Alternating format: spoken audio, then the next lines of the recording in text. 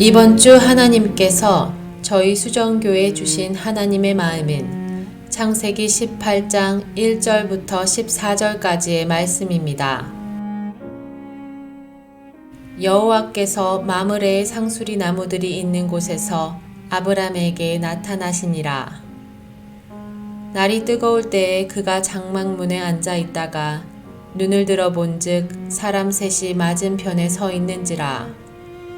그가 그들을 보자 곧 장막문에서 달려나가 영접하여 몸을 땅에 굽혀 이르되 내 주여 내가 주께 은혜를 입었사오면 원하건대 종을 떠나 지나가지 마시옵고 물을 조금 가져오게 하사 당신들의 발을 씻으시고 나무 아래에서 쉬소서. 내가 떡을 조금 가져오리니 당신들의 마음을 상쾌하게 하신 후에 지나가소서. 당신들이 종에게 오셨음이니이다. 그들이 이르되 내 말대로 그리하라. 아브라함이 급히 장막으로 가서 사라에게 이르되 속히 고운 가루 세 스아를 가져다가 반죽하여 떡을 만들라 하고 아브라함이 또 가축대 있는 곳으로 달려가서 기름지고 좋은 송아지를 잡아 하인에게 주니 그가 급히 요리한지라. 아브라함이 엉긴 젖과 우유와 하인이 요리한 송아지를 가져다가 그들 앞에 차려놓고 나무 아래에 모셔 섬에 그들이 먹으니라. 그들이 아브라함에게 이르되 내 아내 사라가 어디 있느냐? 대답하되 장막에 있나이다. 그가 이르시되 내년 이맘때 내가 반드시 내게로 돌아오리니 내 아내 사라에게 아들이 있으리라 하시니 사라가 그 뒤 장막문에서 들었더라. 아브람과 사라는 나이가 많아 늙었고 사라에게는 여성의 생리가 끊어졌는지라. 사라가 속으로 웃고 이르되 내가 노쇠하였고 내 주인도 늙었으니 내게 무슨 즐거움이 있으리요. 여호와께서 아브람에게 이르시되 사라가 왜 웃으며 이르기를 내가 늙었거늘 어떻게 아들을 낳으리오 하느냐. 여호와께 능하지 못한 일이 있겠느냐. 기한이 이를 때에 내가 내게로 돌아오리니 사라에게 아들이 있으리라. 아멘.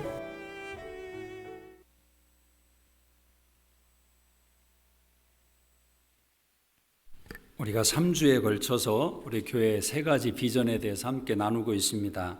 하나님의 영광을 위해서 존재하는 교회, 또 영원한 기쁨을 위해 존재하는 교회, 그리고 오늘 세 번째는 온 세상을 섬기기 위해 존재하는 교회입니다. 이건 개인적으로도 인생관을 있어서 이 세 가지의 요소는 깊이 생각할 주제라고 생각합니다. 신앙은 결국 삶으로 귀결되게 돼 있습니다. 우리가 구원받은 사건은 한 번 일어난 사건이지만 그 사건이 우리의 평생을 두고 영향을 미치게 돼 있습니다. 성경으로 이해를 한다면 홍해가 갈라진 사건은 딱 한 번 갈라지는 것입니다. 홍해가 두 번 갈라질 이유가 없습니다. 그러나 그 홍해가 갈라지는 사건을 경험한 이스라엘 백성들은 그 기억 속에서 날마다 홍해 사건을 재현해내는 것입니다. 그래서 그 기억을 가지고 광야를 통과하는 것이고 가나안의 삶을 살아가는 것입니다. 그래서 홍해 사건은 한 번 일어난 사건이지만 믿음의 자녀들 속에서 그 사건은 반복되는 것이죠. 그런 면에서 본다면 우리의 신앙은 계속해서 이 세 가지의 질문을 던져야 되는 것입니다. 나는 누구냐라는 것이고, 나는 왜 살아가느냐, 그리고 주님 앞에 섰을 때 나는 어떤 칭찬을 받을 것인가.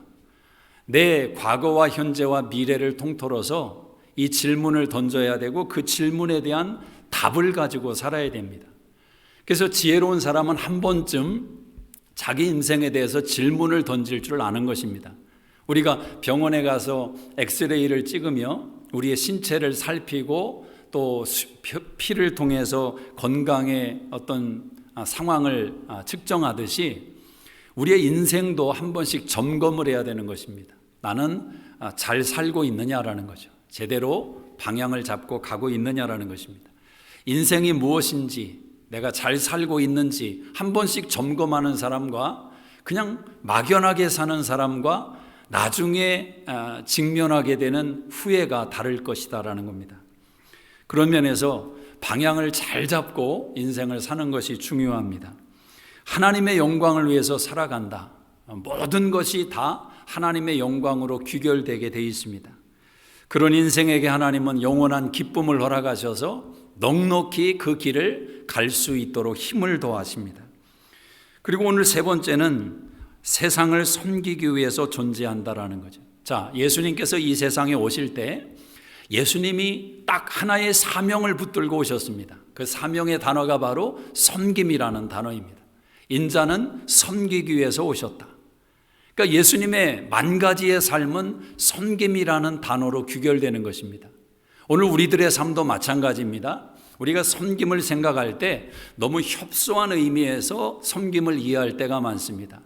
시간을 내서 누군가를 도와주고 또 물질로 밥을 사주고 섬겨주고 이렇게 섬김의 그 카테고리를 협소하게 생각하지만 사실은 여러분의 삶의 모든 요소는 섬김이라는 단어로 설명되는 것입니다. 아무것도 하지 않아도 그냥 존재하는 것만으로도 누군가에게는 섬김이 되는 것입니다. 그런 고백을 들어보셨습니까? 남편이 이렇게 세상을 떠나가셨을 때 병상에서 오래 아파하다가 세상을 떠나게 되었을 때 아내분들이 그런 고백하는 경우가 있습니다. 아파도 아무것도 못해도 병상에 누워있기만 해도 그게 더 나았다. 그런 고백을 하는 경우가 있단 말입니다. 그것은 그냥 호흡하고 있는 자체가 섬김이었다라는 것입니다. 여러분이 살아가는 삶의 만 가지가 섬김이라는 사실을 잊지 마십시오. 그냥 내가 존재하는 것이 내 옆에 있는 사람에게는 섬김일 수 있다라는 것입니다.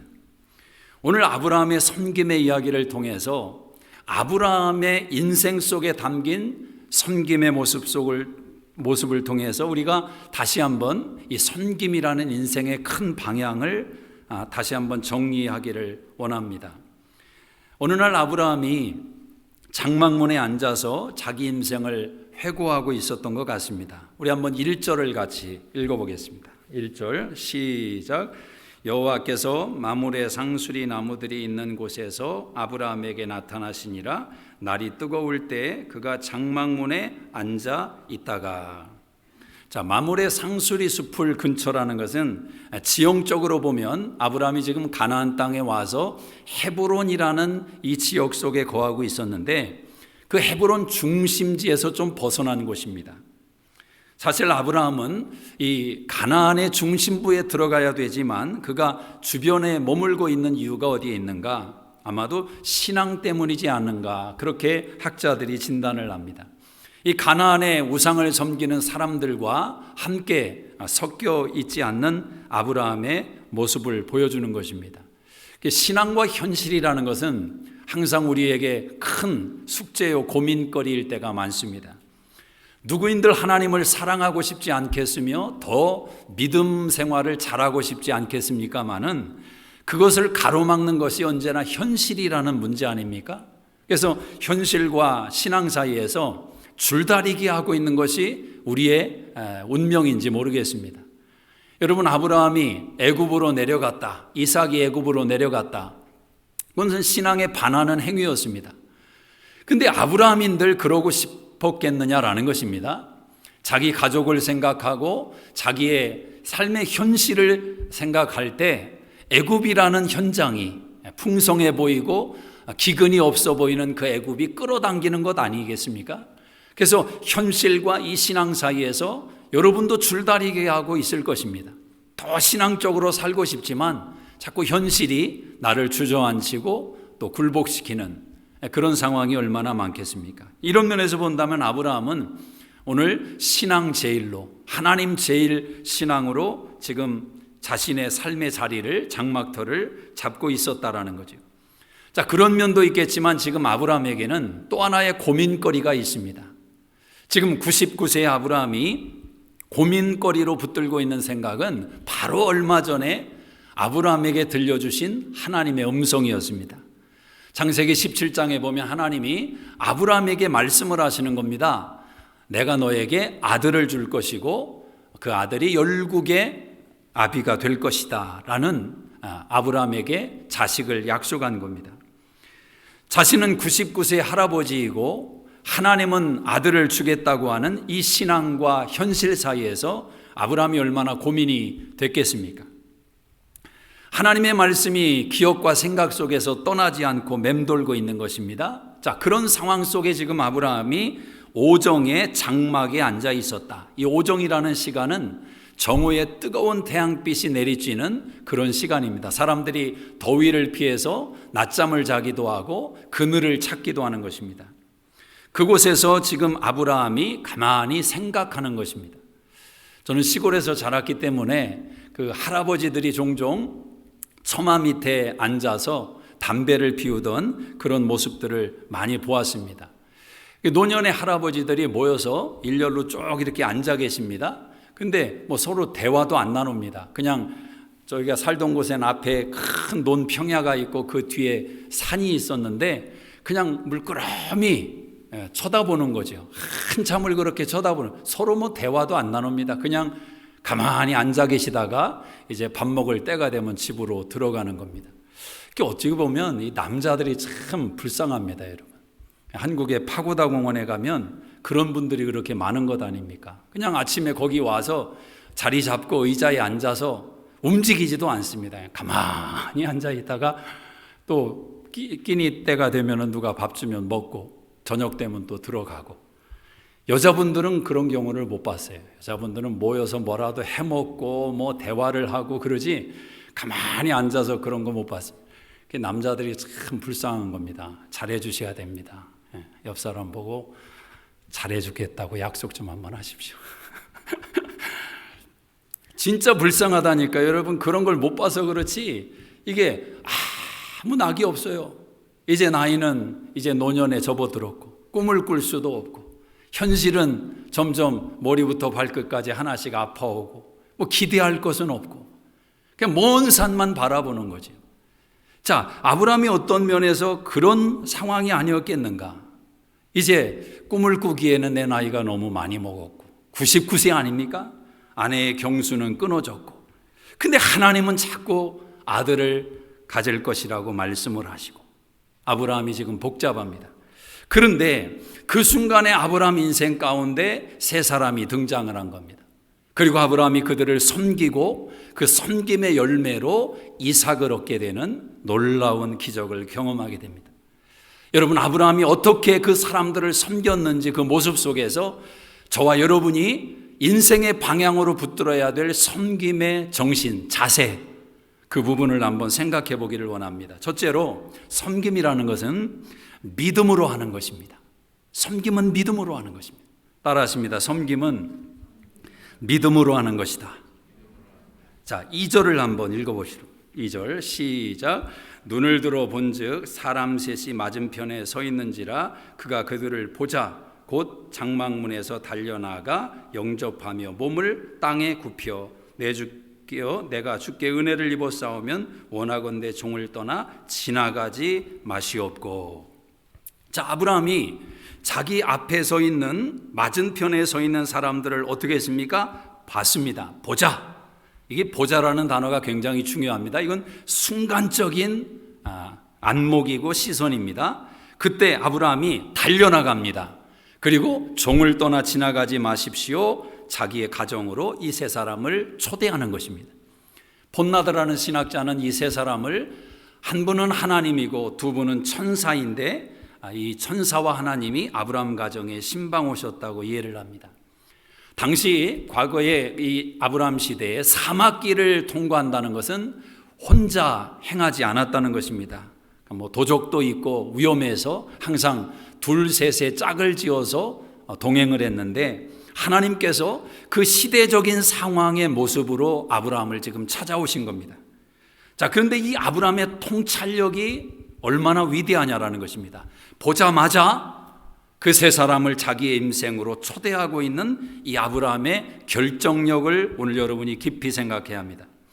우리는 어떤 결정을 내릴 때 많은 인포메이션을 근거로 해서 많은 숙고와 고민 속에 내리는 결정이 항상 옳은 결정이라고 생각을 합니다. 지혜로운 거죠, 사실은. 많이 생각하고 많은 인포메이션을 통해서 내리는 결정, 이게 좀 더 안정할 것입니다. 그래서 돌다리로 두들기며 건너라, 그런 지혜로운 말이 있는 것 아니겠습니까? 자, 그런데 또 다른 면이 있는 것을 한번 생각해 볼 수 있습니다. 순간의 선택의 능력이라는 것입니다. 순간의 선택. 말콤 글래드웰이라는 사람이 있습니다. 1만 시간의 법칙을 우리에게 소개하기도 한 분인데, 이분이 블링크라는 책을 지었습니다. 블링크라는 책은 뭐냐면 첫 2초 동안에 결정하는 능력이 그 사람의 인생을 결정할 수 있다, 그런 주장입니다. 그래서 이분은 많은 정보와 많은 시간을 들여서 생각하고 결정하는 것이 때로는 착오를 일으키고 오류 속에 빠지게 만들 수 있다, 이런 주장을 펴는 겁니다.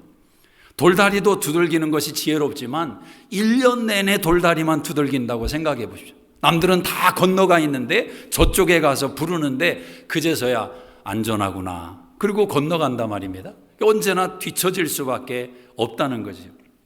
정보가 많으면 판단 근거를 더 흐트려 드릴 수 있는 위험성도 있다라는 것입니다. 어떤 한 부분이 절대 진리일 수는 없습니다. 우리가 인생을 살아가다 보면 항상 양면의 요소가 있는 것을 잊지 말아야 됩니다. 근데 이런 주장이 얼마나 또 일리가 있습니까? 여러분, 결혼을 하려고 해서 맞선을 볼 때 한 사람만 등장하면 얼마나 좋겠습니까? 딱 결정 내리기도 쉽고. 근데 많은 사람들이 같은 경험을 고백합니다. 꼭 선을 보려고 하면 소개 안 하던 사람들이 자꾸 소개를 하는 것입니다. 그래서 동시에 여러 명이 생기는 거죠. 자, 우리 생각에는 선택의 폭이 넓어졌으니까 좋을 것 같지만 오히려 그것이 더 선택을 가로막을 수도 있다라는 거죠. 양면이 있단 말입니다. 많은 양의 정보는 판단의 예측의 정확성을 떨어뜨릴 수 있다. 그래서 이분은 한 가지 특징을 찝어내서 집중 관찰하는 것, 얇게 썰어서 작은 부분을 가지고 전체를 바라보는 지각, 능력이 필요하다라는 거죠. 그게 바로 블링크의 능력이라는 겁니다. 우리가 그런 사람들이 있지 않습니까? 눈썰미가 있는 사람. 눈썰미가 있는 사람은 한번 딱 보면 그 사람을 그냥 읽어냅니다. 뭐 점쟁이도 아닌데 어떤 성격이고 뭐 좋아할 것 같고 뭐 직업까지 막 알아내고, 그게 눈썰미가 확실히 뛰어난 사람들이 있습니다. 좀 우둔한 사람도 있고 이게 발달되어 있는 사람이 있습니다. 어떤 특정 분야에 있어서 이 블링크가 있는 사람들이 있단 말입니다. 저 같은 경우는 목사님들을 만나게 되면 서재를 보여달라고 좀 부탁을 합니다. 서재를 딱 이렇게 가서 한번 쓱 훑어보면 이분이 공부를 하시는 분인지 노시는 분인지, 이분이 어떤 분야에 관심이 있는지, 어떤 생각을 가지고 목회를 하는지 그게 알아채집니다. 저한테는 그게 블링크인 것 같아요. 막 전집으로 만약에 장식을 해놓고 있다, 보기에는 멋있지만 그건 과시용입니다. 이분은 과시욕이 있구나. 공부를 안 하는 거죠. 공부하는 분들은 낙권이 많습니다. 하여튼 제가 보는 블링크는 그런 또 면이 있습니다. 여자분들은, 살림을 하는 분들은 아마 그 다른 집에 가서 주방을 한번 딱 보면 블링크가 일어날 겁니다. 이 사람은 이런 분이겠구나. 그러니까 어느 장소에 갔을 때 화장실을 보라는 것 아니겠습니까? 화장실을 보면 그 장소가 그 사람들이 어떤 사람이구나, 그게 또 드러난다는 거죠. 자, 이렇듯 다양한 요소에 블링크가 있는데 이게 무시 못한다는 것입니다. 그래서 어느 순간에는 이건 되겠다, 이건 정보도 없고 뭐 얘기 들은 것도 없습니다, 그냥 되겠다, 이 블링크가 일어난 것입니다. 이건 위험하다. 여러분 안에 혹시 그런 능력이 있으십니까? 그런 능력을 개발하는 것도 중요하다라는 거죠. 자, 오늘 본문에 아브라함의 블링크가 일어난 겁니다. 보자마자 뭐 물어보지도 않습니다. 어디서 왔냐고, 어디로 가냐고, 그냥 들어오시라는 겁니다. 그냥. 왜 그랬을까요? 아브라함의 블링크는 그 세 사람 속에서 특별함을 본 것입니다. 내가 대접해야 되겠다. 믿음의 안목이라는 거죠. 자, 믿음은 보이는 현상의 결과물이 아닙니다. 믿음은 원인이 없습니다. 그런데 결과를 얻은 것입니다. 그래서 항상 믿음은 현실의 눈에 보이는 것 너머의 것을 볼 수 있는 능력으로 우리에게 다가오는 것입니다. 12명의 가나온 정탐꾼 이야기를 반복해서 생각할 때마다 여러분 10명을 여러분이 어떻게 생각하십니까? 지극히 현실적인 것을 보고 현실의 근거에서 판단 내린 것 아닙니까? 우리는 그 10명을 너무 폄하하고 믿음이 없다고 쉽게 단정하지만 우리가 그 입장이 된다면 우리도 그 10명의 부류에 속할 확률이 많을 것입니다. 여호수아와 갈렙이 다른 것은 믿음으로 눈에 보이는 현실을 부정하는 것은 아닙니다. 그들도 똑같은 것을 보고 왔습니다. 그렇지만 믿음이 그 현실 너머의 것을 해석하게 만든 것 아니겠습니까? 그들의 블링크가 일어난 거죠. 하나님께서 함께 하시면 저들은 우리의 밥이다. 믿음의 관점에서 본다면 아브라함의 섬김의 진정성이 바로 거기에 있는 것입니다. 아브라함은 외모를 보고 섬긴 것이 아닙니다. 자, 이 세 사람이 화려해 보이는 모습으로 아브라함에게 다가오지 않았습니다. 그래서 저는 기회라는 것을 생각할 때 이 말씀 속에서 그런 지혜를 저는 얻은 적이 있습니다. 기회라는 것은 인생에 하나님이 주시는 기회는 절대 화려하게 오지 않는다. 그래서 너무 화려하게 다가오는 것은 위험한 것입니다. 여러분, 항상 하나님이 주시는 기회라는 것은 적당히 애매하게 다가옵니다. 보통 사람들이 잡으려고 하지를 않습니다. 왜? 그들 눈에도 그렇게 보이기 때문에 그렇습니다. 여러분, 좋아 보이는 건 다 좋아 보이는 겁니다. 그 누가 좋다고 그 생각을 못 하겠습니까? 근데 애매한데 그 사람 눈에만 보이는 게 있습니다. 그게 믿음이라는 거죠. 그게 하나님이 주시는 기회입니다. 자, 이 섬김의 기회도 마찬가지입니다. 이 세 명이 사막을 가로질러 왔습니다. 먼지투성이였을지도 몰라요. 다른 사람들은 전혀 이 세 사람을 초대할 생각도 하지 않았습니다. 그런데 지금 아브라함이 이 세 사람을 초대하고 있습니다. 믿음의 안목, 블링크가 일어난 것입니다. 믿음의 안목은 볼 수 없는 것을 보게 합니다. 히브리서 11장 1절에 믿음은 바라는 것들의 실상이요 보지 못하는 것들의 증거라고 말씀합니다. 눈에 안 보이지만, 손에 잡히지 않지만 믿음은 보게 하는 것입니다. 세 명의 천사를 맞이하는 아브라함의 행동을 보십시오. 어떻게 합니까? 달려나가서 몸을 땅에 굽히고 이 세 사람을 자기 인생으로 초대하고 있습니다. 믿음은 행동하게 만드는 것입니다. 믿음은 섬김의 자리로 몰고 가는 것입니다. 섬김을 두고 고민하지 않습니다. 섬김을 두고 생각하지 않습니다. 집안에 들어가서 사라와 상의하지 않습니다. 여보, 먹을 거 있어? 준비될 거 있어? 섬길 거 있어? 물어보지 않는다 말입니다. 지금 믿음은 먼저 결정하고 그 뒷상황을 만들어가는 것입니다. 이 믿음이라는 것이 그래서 때로는 무모하게 보일 때가 많은 것입니다. 믿음으로 행하는 것입니다. 믿음의 바탕 위에서 아브라함은 섬김의 인생을 만들어가는 것입니다. 여러분, 생각하면 섬기기가 어려워지는 것입니다. 생각하면 조건이 떠오르기 때문에, 생각하면 현실이 떠오르기 때문에 머뭇거리는 순간 섬김의 기회는 지나가는 것입니다. 오늘 저와 여러분의 인생 가운데 섬김의 기회가 왔을 때 나중에 살펴보겠지만 그 섬김이 이삭을 만들어내는 위대한 결정을 내린다면 지나간 섬김의 기회가 얼마나 안타까운 것이냐라는 것. 많은 사람들이 생각합니다. 시간이 있어야 섬길 수 있고, 돈이 있어야 섬길 수 있고, 건강해야 섬길 수 있고, 우리는 능력이 섬김의 원인이라고 생각합니다. 여러분, 그렇게 생각하십니까? 성경을 들여다보십시오. 어디 능력이 섬김의 조건이라고 이야기를 합니까? 오히려 능력이 섬김의 방해일 때가 많습니다. 섬김은 믿음으로 하는 것입니다. 믿음으로 하는 것입니다.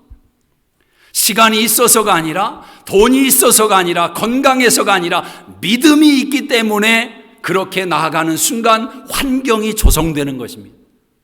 고린도후서 8장 5절에 보면 예루살렘 교회가 어렵다는 이야기를 듣고 바울이 도초에서 모금을 했습니다.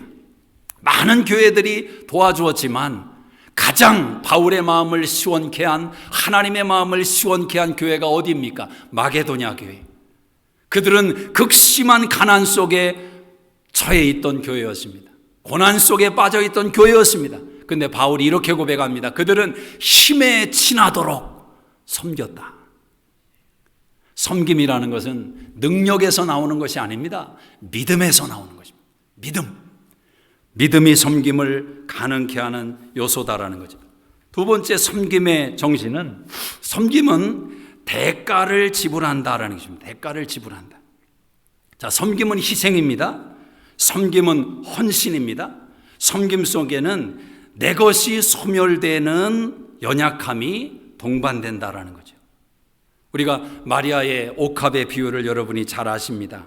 예수님을 섬기고 예수님의 죽음을 높이기 위해서 마리아가 옥합을 깨뜨렸습니다. 그때 가룟 유다가 어떻게 반응을 보였습니까? 이걸 300데나리온에 팔아서 가난한 자를 섬기면 얼마나 그들을 섬길 수 있는데 낭비하느냐고.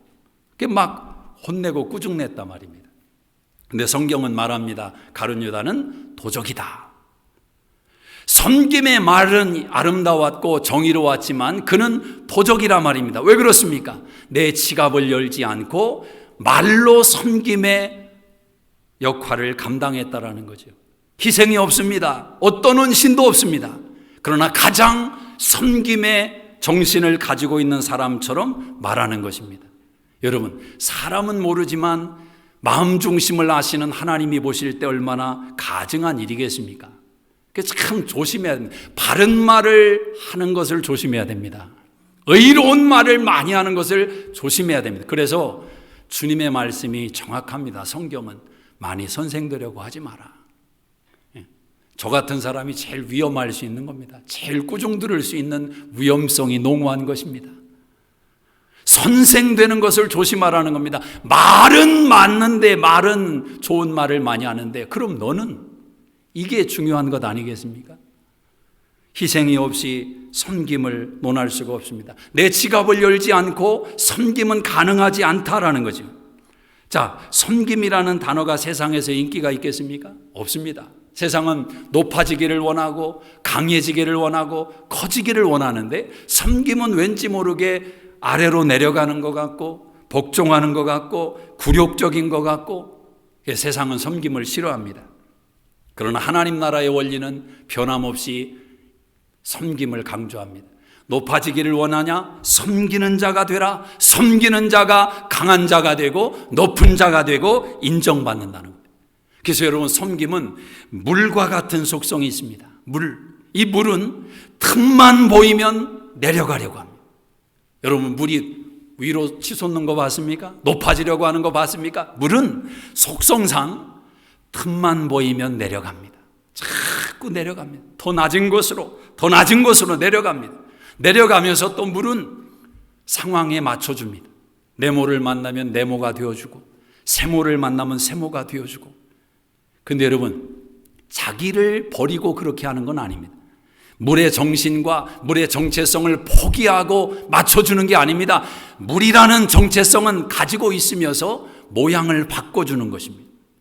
우리 바울이 똑같은 말을 바울 선생님이 했습니다. 나는 율법 없는 자를 만나면 율법 없는 자가 되고, 율법 있는 자를 만나면 율법 있는 자가 되고, 유대인을 만나면 유대인이 되고, 이방인을 만나면 이방인이 되고.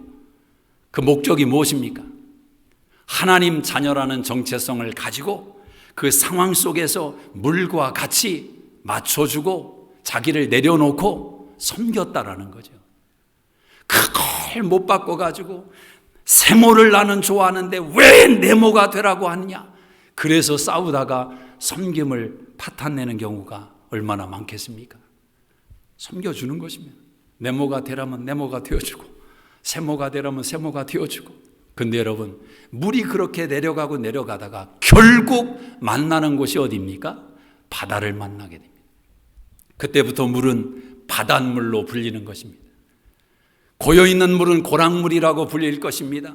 또랑에 있는 물은 또랑물이라고 불릴 뿐입니다. 그런데 그 물이 내려가서 결국 바다를 만나면 이제부터 그는 조금에서도, 자기는 조금 했었지만 바닷물을 만나니까 바닷물이 되는 것입니다. 하나님의 자녀들의 인생이 그렇습니다. 세상에 갖다 놓으면 별 볼 일 없고 세상 사람과 견주도록 해보면 그렇게 내세울 것 없는 인생이었지만 그가 하나님의 정신과 뜻에 따라 순종해서 내려가서 섬김의 주님의 지경에 이르르게 되었을 때 그는 사람들로부터 칭송을 받습니다. 인정을 받습니다. 높임을 받습니다. 섬김은 자기 부인의 절정인 것입니다. 누가 섬길 수 있습니까? 자기를 부인할 수 있는 사람. 참 이게 쉬운 것 같지만 어려운 것입니다. 남편을 섬기고 아내를 섬기고 자녀를 섬기는 것, 나를 부인하지 않고 가능하지 않습니다. 나를 부인할수록 더 잘 섬길 수 있는 능력과 지혜를 얻는 것입니다. 여러분, 아브라함의 섬기는 모습을 들여다보십시오. 그는 최선을 다해서 섬기고 있지 않습니까? 오늘 본문에 보시면 아브라함이 대야에 물을 담아서 이 세 사람의 발을 씻겨줍니다. 그리고 떡을 가져와서 요기를 이제 채워줍니다. 그리고 나서 오늘 6절과 7절에 보니까 이건 한번 읽어보셔야 됩니다. 6절을 한번 어떻게 섬기는지 한번 자세히 보십시오. 6절 시작. 아브라함이 급히 장막으로 가서 사라에게 이르되 속히 고운 가루 세스알을 가져다가 반죽하여 떡을 만들라 하고 아브라함이 또 가축대 있는 곳으로 달려가서 기름지고 좋은 송아지를 잡아 하인에게 주니 그가 급히 요리한지라. 성경은 그냥 기록된 책이 아닙니다. 여기 등장하는 표현을 보십시오. 급히, 속히, 달려가서 급히. 지금 아브라함이 이분들이 얼마나 배가 고플까? 이분들을 대접을 해야 되는데 지금 느릿느릿 갈 수 있겠습니까?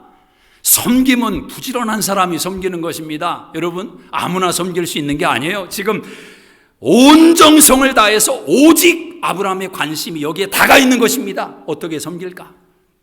달려가서 급히, 그리고 또 고운 가루, 좋은 송아지, 엉긴 젖과 우유로 대접을 하는 것입니다. 아니, 한 끼 대접해서 보내도 야, 이런 집이 어딨냐고 칭찬받을 만한데 아브라함은 그렇게 한 끼를 때우는 섬김이 아니라 좋은 것을 다 동원해서 이 세 사람을 섬기고 있단 말입니다. 여러분, 아브라함의 섬김의 행위는 당연한 것이 아닙니다. 왜냐하면 한 번도 본 일이 없습니다. 이 사람들과 관계성이 없습니다. 나눈 대화도 없습니다. 육신적으로 생각한다면 얼마나 불평거리가 많을 수 있는 내용이겠습니까?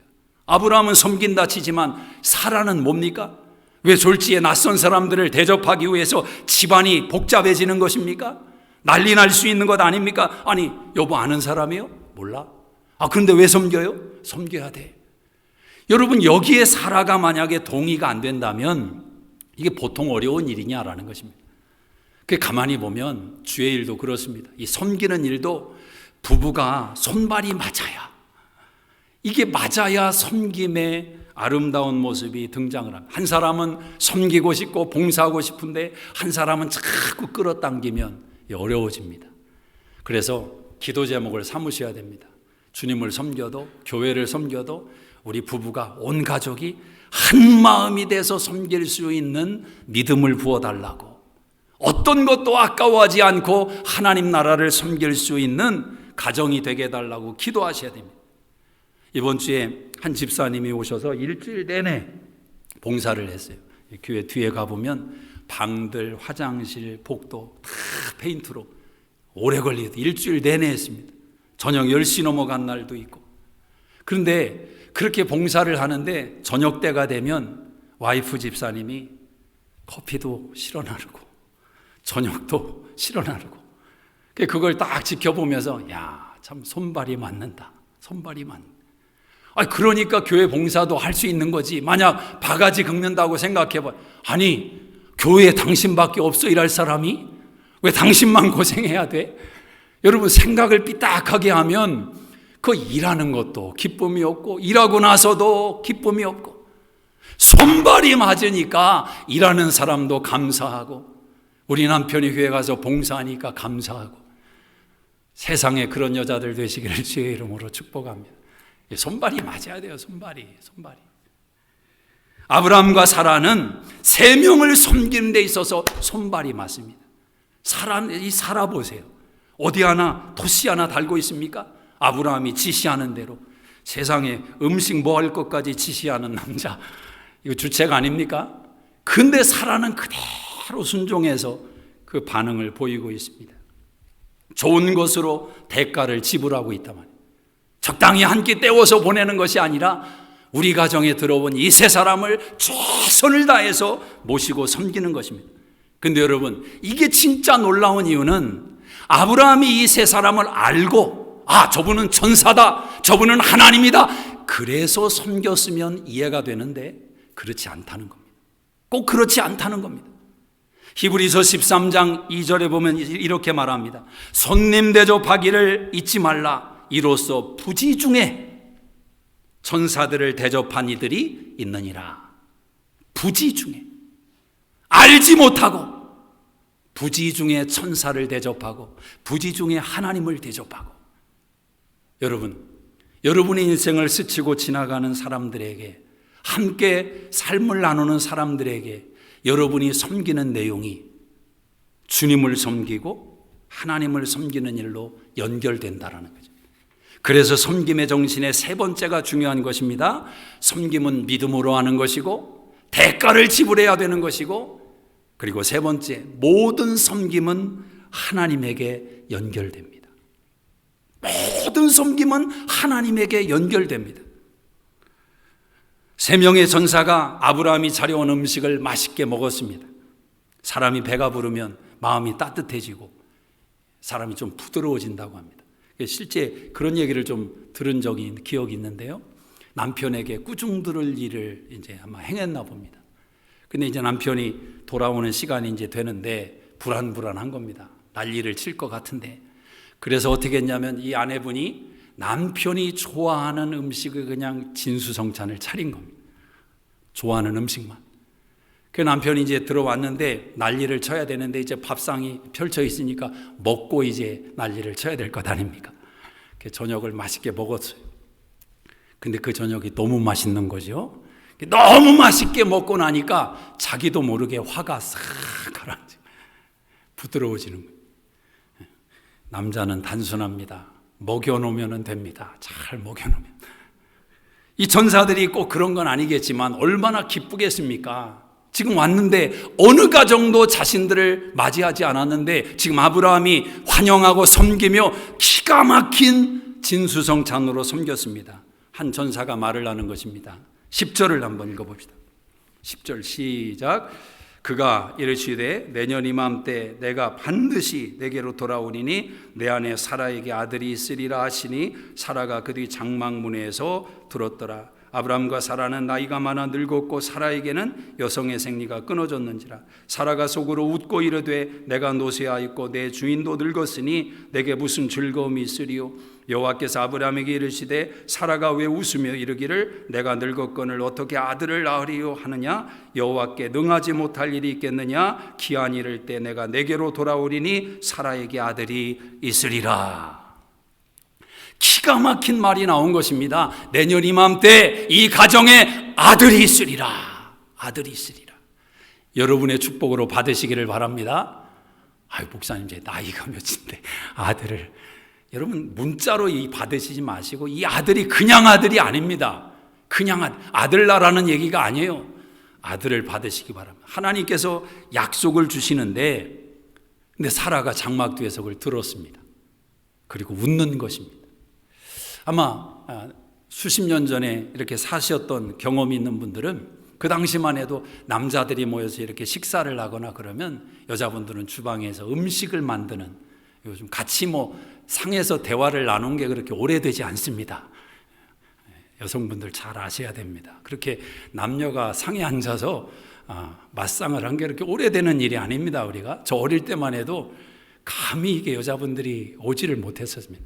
그게 옳았다는 얘기를 하는 게 아닙니다. 이렇게 자꾸 이상한 얘기를 또. 그런데 이 아브라함이 천사들하고 식사를 하는데 사라는 그 현장에 있지를 못하는 겁니다. 그런데 그제나 이제나 똑같은 것이 여자들의 귀는 다 어디에 가 있습니까? 거기에 가 있는 거예요. 무슨 대화 나누나, 남편이 무슨 말하나, 거기에 귀는 다 거기에 도청이 되어 있는 것입니다. 근데 사라의 귀에 딱 들리는 말이 아들이 있으리라. 그 순간 사라가 속으로 웃어버린 겁니다. 자기도 모르게. 나이가 89세인 할머니가 아들을 낳는다는 말 웃기는 거죠. 여러분, 실제로 할머니들 모아놓고 할머니들 웃음 짓게 하는 방법은 딱 하나입니다. 그냥 사랑이라는 말 한마디만 해도 웃음바다가 되는 겁니다. 웃기는 거죠. 그런데 놀라운 것은 사라는 웃고 있는데 아브라함은 웃지 않는다는 겁니다. 아브라함은 웃지 않습니다. 아브라함은 들었던 하나님의 약속의 말씀을 다시 확인하는 재확인의 시간이었습니다. 여러분, 사라의 연약함은 무엇입니까? 내 경험, 내 현실, 내 나이, 모든 상황이 불가능한 것입니다. 아들을 낳느냐 안 낳느냐, 이게 가능하다 가능하지 않다, 이것도 생각할 수 없을 만큼 현실이 그렇게 절망입니다. 기대할 수가 없는 거죠. 그래서 웃는 것입니다. 여러분, 때때로 우리의 현실이 크게 다가올 때 하나님은 그 현실에 깔려있는 모습으로 보일 때가 많습니다. 우리가 두려워하고 염려하는 일들이 몰려올 때 어떻습니까? 현실이 너무 크게 보이는 것입니다. 우리의 시선이 그 현실을 보고 있기 때문에 우리의 마음 감정은 따라갈 수밖에 없는 것입니다. 그런데 믿음은 그 현실이 큰 것을 보면서도 그 현실보다 더 크신 하나님을 보는 것입니다. 하나님을 보는 거죠. 오늘 찬양 가운데 불렀지만 제가 참 좋아하는 노래입니다. 어릴 때 저 찬양을 부르면서 얼마나 은혜를 받았는지. 내 하나님은 크고 힘있고 능히 있어 못할 일 전혀 없네. 내 하나님은 크고 힘있고 능히 있어 못할 일 전혀 없네. 이 한 문구만 여러분이 붙들고 살아도 어차피 현실은 우리에게 크게 다가옵니다. 이전에 경험했던 현실의 문제 앞으로는 없겠습니까? 살아가면서 없겠습니까? 아닙니다. 항상 오는 것입니다. 그러나 어떤 사람 눈에는 그 현실이 자신을 깔고 뭉개는 거대한 바퀴로 보이는가 하면 어떤 사람에게는 하나님이 굴려주시는, 하나님이 우리의 인생을 더 힘있게 달리도록 굴려주시는 바퀴로 보이는 것입니다. 누가 더 크게 보이느냐? 믿음은 결국 하나님을 크게 보는 것입니다. 그래서 말씀합니다. 여호와께 능치 못한 일이 있겠느냐? 아멘이십니까? 다른 것은 몰라도 내 현실의 문제가 이렇습니다. 이렇게 어렵습니다. 이렇게 절망스럽습니다. 다 좋습니다. 다 좋습니다. 그런데 다 좋은데 이 하나의 믿음만큼은 붙들자는 것입니다. 그래도 내 하나님은 능력이 있다. 내 하나님은 능력이 있다. 하나님의 능력과 하나님의 지혜와 하나님의 권세를 인정하자는 겁니다. 엘샤다이 하나님, 능력의 하나님, 천지만물을 창조하신 그 하나님이 내 아버지시다. 이것만은 놓치지 말자는 것입니다.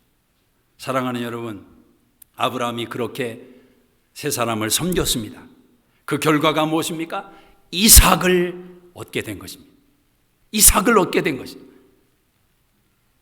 그렇다면 믿음의 눈으로 한번 바라본다면 이런 해석이 가능한 것입니다. 아브라함은 세 사람을 섬긴 게 아니라 이삭을 섬긴 것이다. 내 아들에게 좋은 송아지를 먹인 것이고, 내 아들에게 좋은 떡을 먹인 것이고, 내 아들에게 좋은 우유를 마시게 한 것이다. 그런데 이것이 더 나가면 아브라함은 예수 그리스도를 섬긴 것이다. 예수 그리스도를 이삭의 후손으로 오시는 약속의 메시아 예수님을 믿음의 조상 아브라함이 섬겼다라는 것입니다. 그래서 말씀드리는 겁니다. 아브라함의 약속은 믿음 있는 자에게, 로마서 4장 16절 이하에 아브라함의 축복과 그 약속은 믿음 있는 자에게 공히 주어지는 약속이다. 아브라함의 이 섬김은 오늘 저와 여러분이 섬기는 내용과 다르지 않다라는 것입니다.